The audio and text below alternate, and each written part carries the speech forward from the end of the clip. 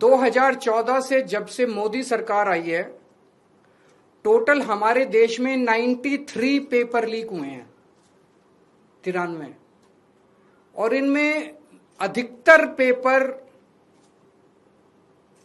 Double engine triple engine की BJP की NDA की सरकारों में लीक हुए हैं।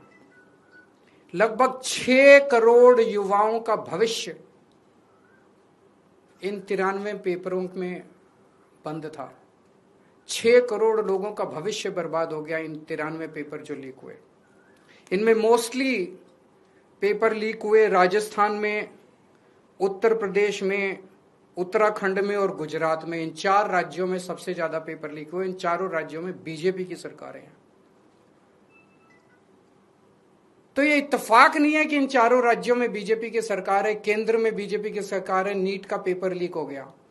और अभी पिछले 1-2 दिन से खबरें आई हैं, ये जो नीट का पेपर लीक हुआ है, इसका एपिसेंटर भी राजस्थान है, और इनमें जो 2-4 लोगों के ऊपर सुई गई है वो भी बीजेपी के नेता दिखाई देते हैं।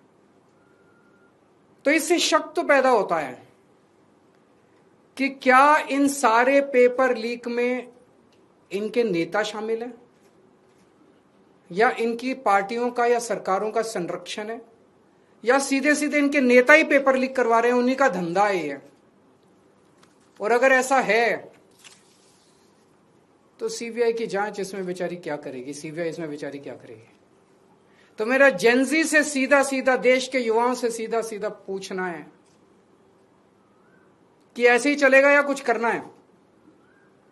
ऐसे ही हर साल आप देखो, 2017 में पेपर लीक हुए, उसके 4 साल बाद 2021 में हुए, उसके 3 साल बाद 2024 में हुए, उसके 2 साल बाद 2026 में हुए, अब उसके 1 साल बाद 2027 में होंगे, और हर साल पेपर लीक होंगे अगर आपने कुछ नहीं किया तो।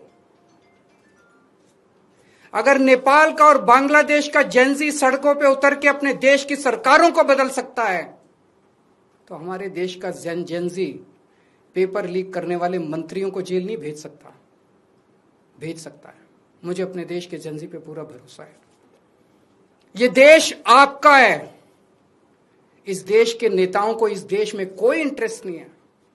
इस देश के नेताओं के बच्चे विदेशों में पढ़ते हैं। हमारे देश के एक बहुत बड़े नेता ने कहा था, जरूरत पड़ी तो झोला उठा के चल दूंगा। मैं और आप तो झोला उठा के नहीं जाएंगे ना। हमारे बीवी बच्चे तो इसी देश में रहते हैं।